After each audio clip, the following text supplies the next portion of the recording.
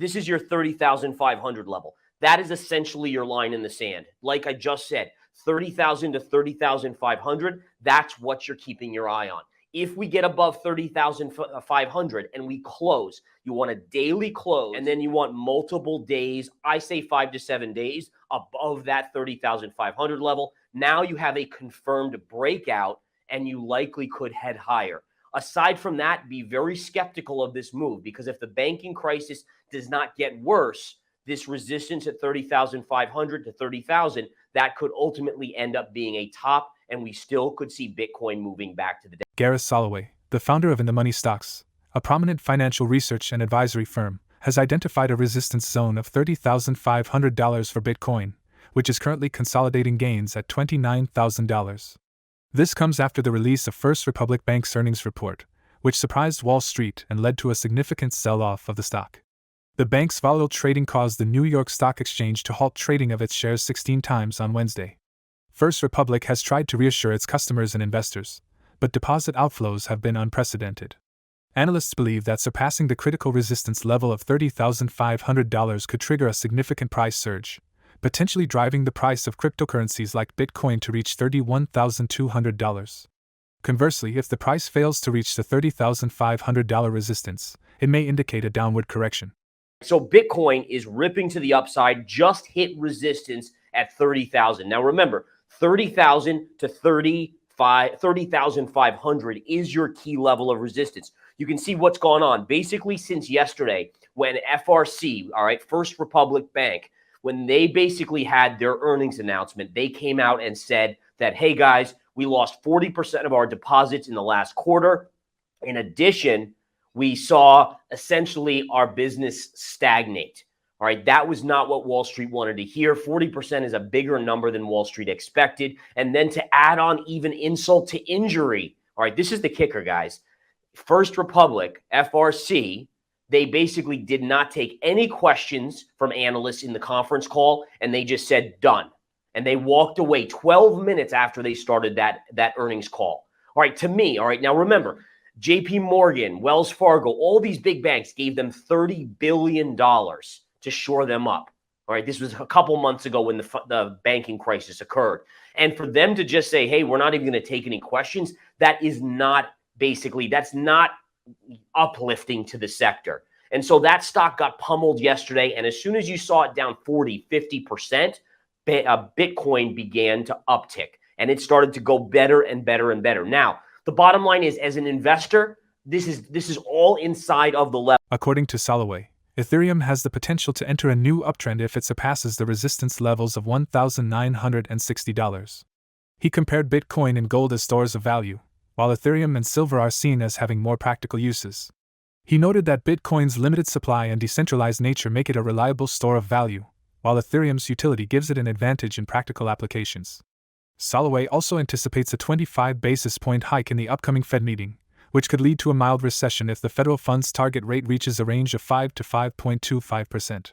The chart here, look at where we're hitting. We're hitting resistance on Ethereum here, this upsloping trend line, a beautiful upsloping trend line. This is the key point. Now, one of the things I want to mention here, look at how Ethereum is not at the recent highs like Bitcoin is. What does that tell us? It tells us that Bitcoin is your pure play when the banking crisis is going on. Sure, you're seeing a bit in Ethereum, but it's not the same magnitude that you're seeing in Bitcoin, because Bitcoin is a pure play. Always remember that in 10 years, 20 years with Bitcoin, it's the pure play, just like gold is the pure play. If I had to put it in comparison, I would say Bitcoin is to gold as Ethereum is to silver. All right, think about that. Think about how silver doesn't really go one for one with gold, because silver has an industrial side to it plus a store of safety. Gold is just a pure store of safety. So kind of a cool little concept to think about. Bitcoin equals gold. Ethereum is equal to silver when it comes to investing. All right, so watch this level around 1960 on Ethereum. That is going to be a very pivotal level here. Let's see if we get through that. I'm still in the camp on a macro basis, by the way, that we still see a recession in the second half. You're seeing economic news continue to weaken. The jobs number continue to weaken. All this stuff is continuing to show us likely recession. By the way, the Federal Reserve actually told us a mild recession in the second half. Like I've said in so many interviews since I said this the first time, if they're saying mild and they said transitory, and look at what we got. All right. They said transitory inflation. We got horrible inflation. They say mild recession. It's probably going to be a little bit worse than mild recession.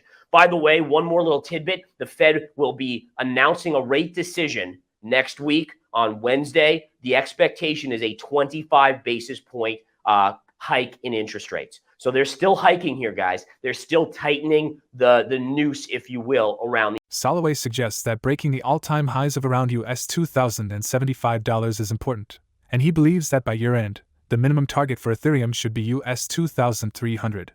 In a previous interview, Soloway stated that it's possible for silver to pass $30 this year, but that would be the high end of his target range. He reminded investors that silver's industrial side could weigh on it during a recession. Soloway compares the movements of gold and silver to that of a marathon runner who requires brief breaks to recharge before the next race. In other words, like a runner, the prices of gold and silver may experience periods of consolidation and correction before resuming their upward trend. Again here in the markets is a slight up day. We're continuing to grind higher. And again, what I'm looking at here, I can see if there's a couple questions that people want to look at. Let's look at gold. I want to make sure we check out gold here, see what gold's up to this morning. If we bring up gold on the charts, gold to me continues to be in a sideways consolidation pattern. Ultimately, this is the beginning of bullish consolidation that will lead us through the all-time highs on gold. But I still think you're due for a pullback to around the 1900 to 1915 level. If I zoom out the charts, and this is all charting again, just letting the charts dictate to me. Short term, we're extended. You just need a pullback right in this range, about $100 on gold. Then I think you bounce off of that and you start making new all-time highs. You break through 2100 and you're probably headed towards 2400 by end of year. Now, if we look at silver, let's take a look at silver here. Silver, same thing, extended. See this downsloping trend line? That's where you're looking to pull back to. That would be a buying opportunity. So again, I remain midterm bullish on gold and silver. Near term, I still think they're a little overbought. They got to work off the recent move. Think about a marathon runner. You just ran a marathon, amazing amount of distance there for those of you that do that. All the credit in the world.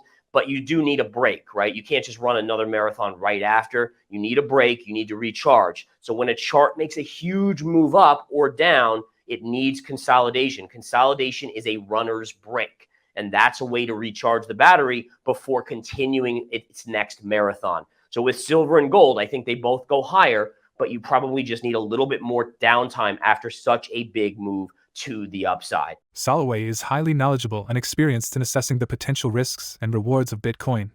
He warns that if Bitcoin fails to break through the $30,500 resistance level, there may be another decline in its price. In addition, Soloway shares his perspective on the performance of Bitcoin, Ethereum, and gold, as well as the earnings announcement of First Republic Bank. Feel free to share your thoughts on this in the comments section below. For more daily dose crypto news, check out these two awesome videos on your screen. Click now and we will see you on the next video.